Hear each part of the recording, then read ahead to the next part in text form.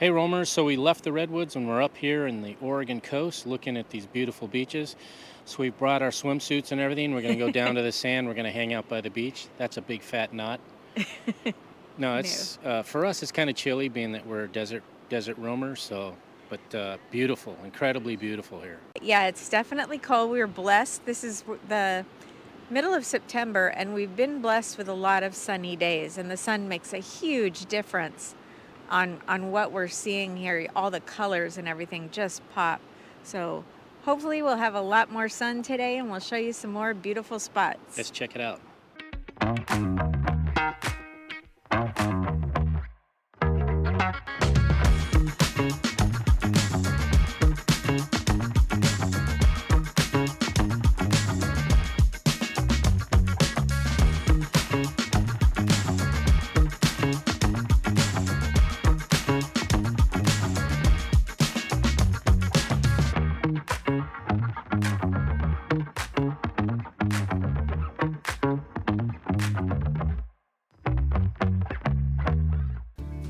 The newly designated Coquille Point Marine Garden is within the Oregon Islands National Wildlife Refuge along Oregon's southern coast.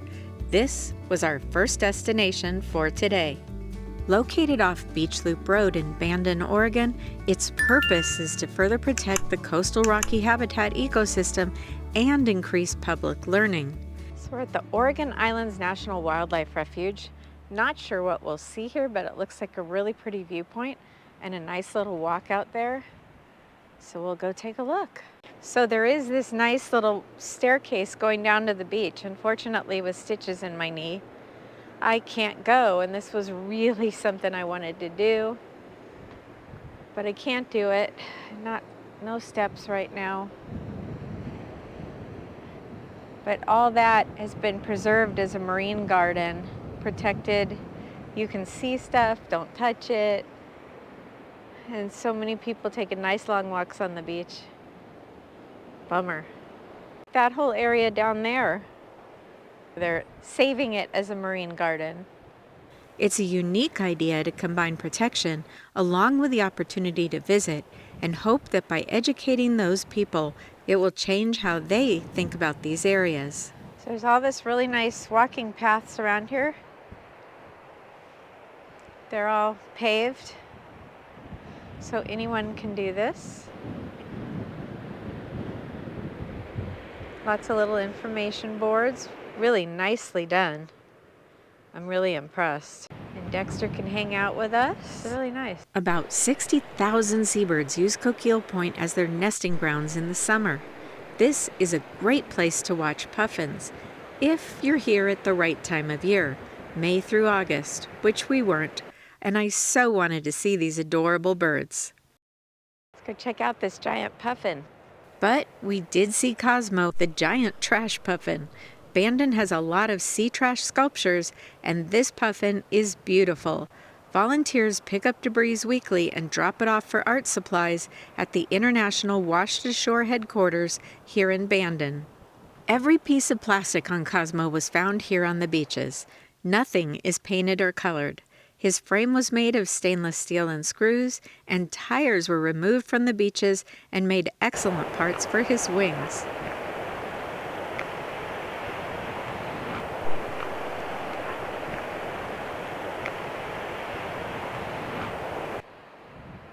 So there's all these wonderful stops along here to tell you about the different flora and fauna. Dexter does not like going anywhere. He's bored. It's like having a toddler.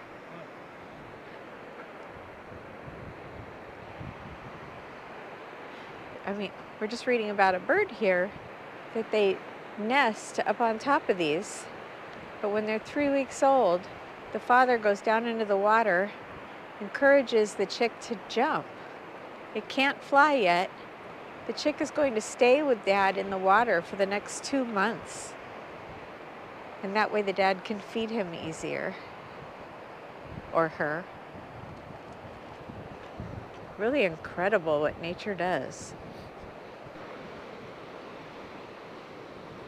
So they say these are the same pines that grow straight up in the Cascades, but this is what the wind does to them.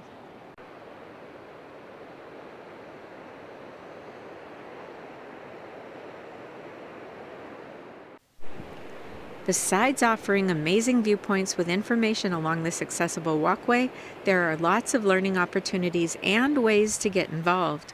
I'll put a link in the description of this video so you can see what events are happening during your visit. Our next stop was Old Town Bandon. It was a quiet end of summer day and perfect for a visit with the gorgeous sunshine, really making it beautiful. After a quick stop in the visitor center, we headed over to the port to decide which seafood restaurant to pick for lunch.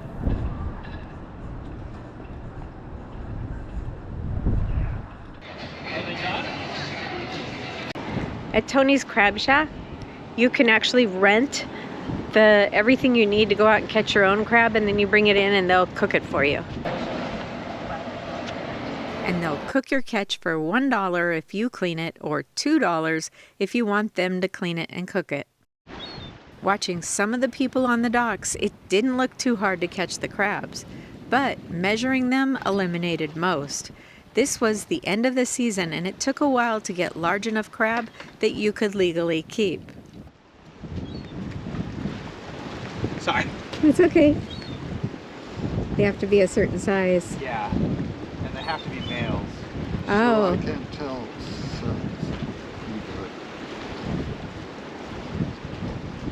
Yeah, that's legal. Pretty small, it's only a little claw. That's all right. Yeah, like that's a female. See how it's all wide at the base Oh, okay. here? Looks kind of like a little snowman or something. And then you use the chicken meat to get them? Yeah.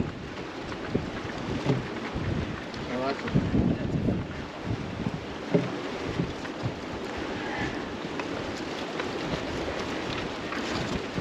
Cool. We were getting pretty hungry and decided on the Bandon Fish Market. As quiet as things were in town, there was still a line out the door there, and that's always a good sign. Jamie loves fish and chips, and that's their specialty. So we're here at the Bandon Fish Market, recommended by other YouTubers. Yeah, I'm having some fish and chips, and she's having some chowder. Clam chowder. They had a salmon chowder, but they ran out, which is okay because I don't like salmon.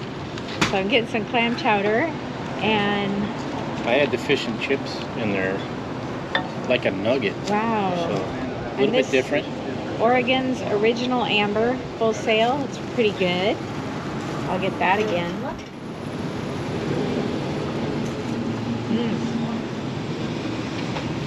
New England style clam chowder. Tastes very good. It's good. That's it. Yeah, it's really good. Mr. Personality. That's good. I guess he likes it. He's not talking. After lunch, I really wanted to see more of the sea trash sculptures. Many were located at the Farm and Sea Market, located just down the street on the waterfront. This is a cool place to grab a beer, coffee, or locally sourced food. It also looks like it's used as an event venue. But I came for the trash. Washed Ashore is an Oregon-based organization with a mission to build and exhibit aesthetically powerful art to educate a global audience about plastic pollution in our oceans and waterways, and to spark positive changes in consumer habits. So this is Steve, the weedy sea dragon. We saw the puffin out on the point, and there's other artwork around town. I guess the puffin also moves from place to place. Their reach is international, and volunteers have collected 60,000 pounds of debris from the beaches. We saw some of their creations earlier last year in Galveston, Texas. They have permanent and traveling exhibits as well.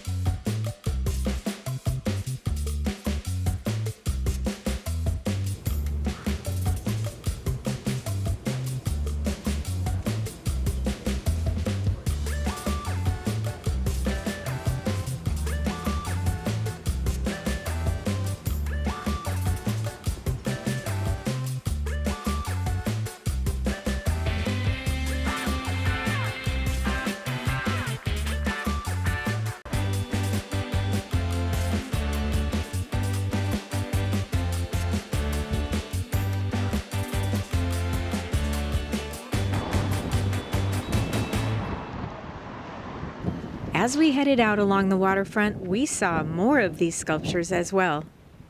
If you'd like to learn more about how you can help wash it ashore, use the QR code here, or there's a link in this video's description. Look at those chairs. Oh. Yeah. The port also offers an indoor picnic area for those cold, blustery days, and lots of other public art along the walkway. Okay, so it's like this, and it goes like this. And that's Conan the Barbarian. Mm-hmm. He's sitting in this picnic shelter in Oregon. Bandon, Oregon. Okay.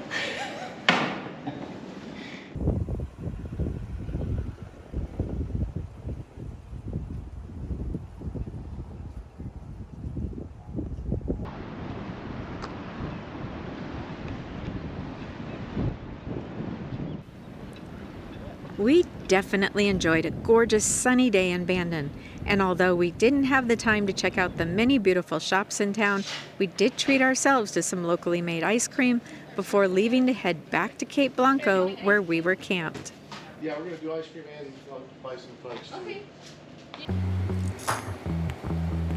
On the way back, we wanted to see the famous cranberry bogs of the Oregon coast. It wasn't the season, they're harvested here in late fall, but we still found some almost dry bogs to get an idea of how they harvest them.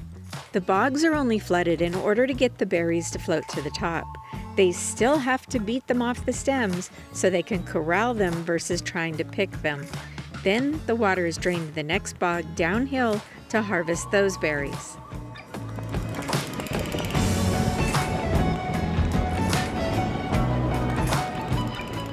Our campsite for this part of our Pacific Northwest adventure was in Cape Blanco State Park. We would absolutely stay here again. There's large private campsites for any type of camping. RV sites with hookups start at just $35 a night. And this is why we always choose public campgrounds over private RV parks whenever we can. Cape Blanco State Park is full of history. It's home to the Cape Blanco Lighthouse as well as the Hughes House. You can visit both of these at no additional cost once you're in the park. There's also beautiful trails for hiking or horseback riding and a gorgeous beach to take in. We did a full review on our last travel episode. That video includes a stop at tiny Port Orford, which you should definitely include in your travel plans if you're going to be in the area. I've put links here on the screen, or you can find them in the description of this episode.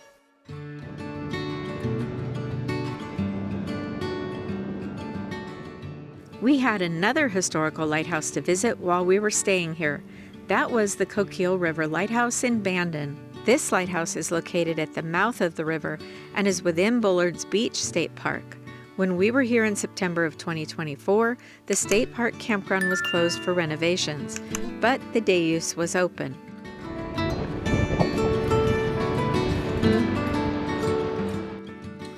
Shifting sand, rocks, and shallow water made this a difficult entry to the important river, which was a vital link between inland resources and the coastal route to transport goods. The jetty was built in 1800 and worked to increase the river's depth, encourage larger ships to be able to enter. However, more was needed, so the Coquille River Lighthouse was built on these jagged rocks. And it was first lit by head keeper James Barker in 1896. It included a duplex to house the two keepers and their families. One of its keepers was the son of Cape Blanco Lighthouse keepers. After he became assistant keeper of the Coquille River Lighthouse, he married the daughter of the principal keeper here. The lighthouse was decommissioned in 1939 and purchased by the Oregon Parks Division in 1962. In 1976, the state, along with the Army Corps of Engineers, began a major restoration. Its solar-powered light was added in 1991, and another restoration was done in 2007 to further stabilize and preserve this structure.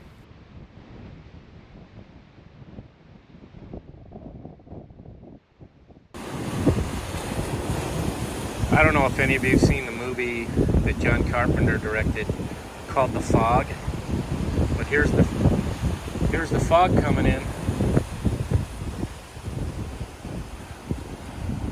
and the spirits of those dead pirates are going to be coming in.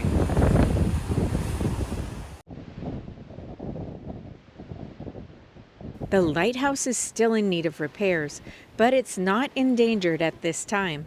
Engineers say it is structurally sound, but the roof leaks, and due to safety concerns, the lantern tower, its spiral staircase, and the wraparound balcony are closed to the public. The estimated cost for this work is over $1 million. It no longer has a lens, all metal areas of the building are corroded, and there's significant plaster and paint damage. And because there's no electricity available, they can't run a dehumidifier. That also means there's no lighting or heating to the building. The first phase of any restoration now will be to get power lines out to it. Those need to run from Bullards Beach State Park Horse Camp, which is about 2 miles away.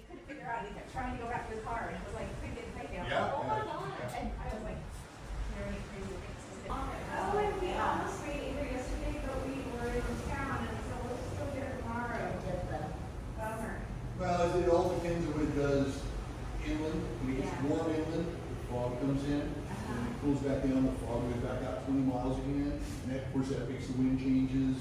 Wow. It's kind of interesting what it does. It's Mother Nature doing her thing. Right. The signal room is open from 11 a.m. to 5 p.m. mid-May through September. It's staffed with volunteers who interpret the history of the area. There's a nice selection of gifts and apparel available here as well. On our next travel episode, we'll take you to Oregon's Coos Bay to check out the waterfront and share another great cheap dining experience that we found. And then one of the best places we visited in our 2 months of travel. We took the 14-mile Cape Arago Scenic Drive that connects 3 state parks along the beach and over the dramatic cliffs. And on that drive, we fell in love with Shore Acres State Park. Once the grand estate of a timber baron, Shore Acres has kept up the grandeur of their formal gardens, including a Japanese-style garden. And it's planted so that something is almost always in bloom. There's trails to coves and along the cliff tops as well. And this park is free. If you're planning a trip to the Oregon coast or indulging in memories of one, or even traveling along from the comfort of your home, you won't want to miss this episode. Let's go. If you've enjoyed this video, be sure to hit the like button. We hope you'll share it with family and friends, and if you haven't yet subscribed, do that right now and click that bell so you'll be notified each time we upload new content. And do be sure to leave a comment, that way you will be part of this conversation. Thanks for watching. Until next time, we'll see ya.